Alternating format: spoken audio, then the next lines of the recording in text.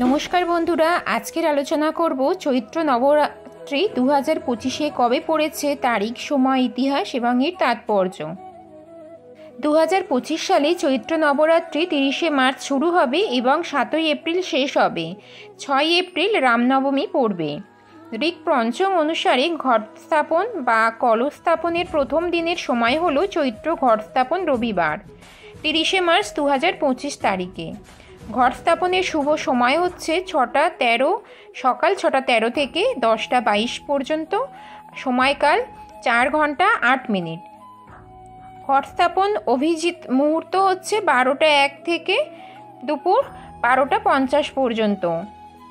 প্রতিপদ তিথিতে ঘট স্থাপন মুহূর্ত পড়ছে 19শে মার্চ 2025 তারিখে 4:27 সন্ধ্যায়। প্রতিপদ তিথি শেষ হবে 30শে মার্চ 2025 12:49 দুপুর 12:49। চৈত্র নবরাত্রির ইতিহাস। নবরাত্রি হলো একটি হিন্দু উৎসব যা মা দুর্গা তার 9টি রূপ এবং তার হিংস্র প্রকৃতির প্রতি উৎসর্গীকৃত, যা একই সাথে প্রতিরক্ষামূলক এবং যত্নশীল। কিংবদন্তি গ্রন্থ এবং বিশ্বাস অনুসারে দেবতারা ভগবান শিব, ভগবান বিষ্ণু এবং ভগবান ব্রহ্মা অজেয় শক্তি অর্জনকারী এবং পৃথিবীতে ধ্বংসযজ্ঞ চালাচ্ছিল। এমন দৈত্য মহিষাসুরকে পরাজিত করার জন্য দেবী দুর্গাকে সৃষ্টি করেছিলেন। বিশ্বাস করা হয় যে যুদ্ধটি 9 দিন ধরে চলেছিল, যেখানে মা দুর্গা তার 9টি রূপ প্রকাশ করেছিলেন এবং 10ম দিনে তিনি বিজয়ী হয়েছিলেন, যা অশুভের ওপর শুভের বিজয়ের প্রতীক হয়ে ওঠে। চৈত্র নবরাত্রিও একই সময় পড়ে যখন হিন্দু নববর্ষ শুরু হতে চলেছে এবং বসন্ত ঋতু প্রকৃতিতে প্রাণ সঞ্চার করতে শুরু করে। অনেক অঞ্চলে এটাও বিশ্বাস করা হয় যে ভগবান রাম রাবণকে পরাজিত করার আগে এই সময়কালে মা দুর্গার আশীর্বাদ লাভের জন্য তার পূজা করেছিলেন। এখন আলোচনা করব চৈত্র নবরাত্রির তাৎপর্য। চৈত্র নবরাত্রি হিন্দু বিশ্বাস এবং আচার অনুষ্ঠানের একটি গুরুত্বপূর্ণ অংশ এবং শারদ নবরাত্রির মতো ভক্তরা এই সময়ও মা দুর্গা এবং তার অনেক অবতারের জন্য 9 দিনের উপবাস রাখেন। এই উৎসবের তাৎপর্য গুরুত্ব নিহিত রয়েছে মহিষাসুরের বিরুদ্ধে মা দুর্গা 9 দিনের যুদ্ধের মধ্যে, এবং এটি কিভাবে মানুষকে মনে করিয়ে দেয় যে কিছু লড়াই কঠিন হলেও সত্যবাদী পক্ষ সর্বদা জয়ী হয়।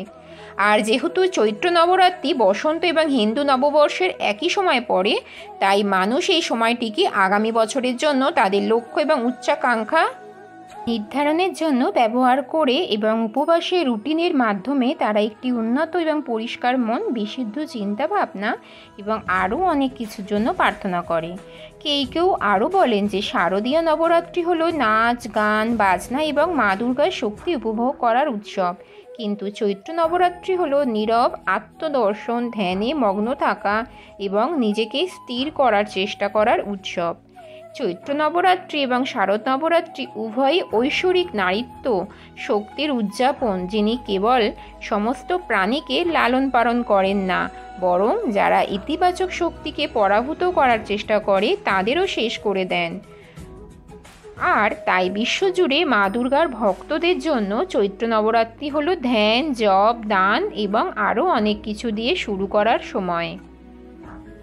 তারা মা দুর্গার কাছে প্রার্থনা করে তাদের জীবন থেকে বাধা দূর করতে, উপবাস রাখতে, কীর্তন করতে এবং আরও অনেক কিছু করতে, তাদের মন ও হৃদয়কে পবিত্র ও শান্ত রাখতে। চৈত্র নবরাত্রির আচার অনুষ্ঠান। অন্যান্য উৎসব এবং পালনের মতো চৈত্র নবরাত্রিও তার নিজস্ব আচার অনুষ্ঠান এবং অনুশীলন নিয়ে আসে, যা সারা দেশে প্রচলিত। চৈত্র বা শারদ যে কোনো নবরাত্রি শুরু হয় ঘট স্থাপন বা কলস স্থাপনের মাধ্যমে, যেখানে একটি পাত্রের ওপর একটি নারকেল এবং কিছু পাতা রাখা হয়। কলসটি সাধারণত একটি মাটির পাত্র বা তামার তৈরি হয় এবং উপরে জল, আমের পাতা এবং একটি নারকেল দিয়ে ভরা থাকে। তারপর এটি বাড়ির মন্দিরে মা দুর্গার প্রতিমা বা প্রতিমার কাছে স্থাপন করা হয়। 9 দিনের উপবাসে অনেক ভক্ত 9 দিনের উপবাস পালন করেন। শুধুমাত্র ফল, দুধ এবং সাবুদানা কট্টু আতা ও সিংহের কা আতার মতো নির্দিষ্ট খাবার গ্রহণ করেন। কেউ কেউ নির্জলা ব্রত পালন করেন, যেখানে তারা 29 দিন ধরে কোনো জল বা খাবার গ্রহণ করেন না। সন্ধ্যার নামাজের পরে অথবা সরাসরি দশম দিনে উপবাস ভঙ্গ করেন। মা দুর্গার আরাধনা। নবরাত্রির প্রতিটি দিন মা দুর্গার একটি নির্দিষ্ট অবতারের উদ্দেশ্যে উৎসর্গীকৃত হওয়ায় লোকেরা তাদের বাড়ির মন্দিরে নবদুর্গার একটি মূর্তি রাখে।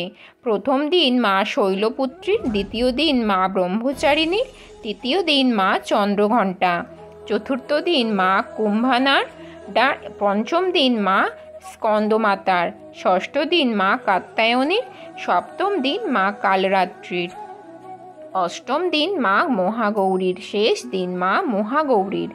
উত্তর ভারতে আরেকটি প্রচলিত রীতি হলো কন্যা পূজা, যেখানে ছোট মেয়েদের অথবা কঞ্চকদের বাড়িতে ডেকে ছোট পূজার পর প্রসাদ খাওয়ানো হয়। কেউ কেউ অষ্টমী তিথিতে অষ্টমী, আবার কেউ কেউ নবমী তিথিতে কন্যা পূজা করেন। তাদের প্রসাদ হিসাবে পুরি, ছোলে, হালুয়া, নারকেল এবং আরও অনেক কিছু দেওয়া হয় এবং খাওয়ার জন্য কিছু ফল ও টাকাও দেওয়া হয়। এই ছিল বন্ধুরা আজকের আলোচনা। আজকের ভিডিওর ভালো লাগলে তোমরা আমার চ্যানেলের পাশে থেকে যেও। অনেক অনেক ভালোবাসা দিয়ে আজকের ভিডিওটা এখানেই সমাপ্ত করছি। হরে কৃষ্ণ, রাধে রাধে।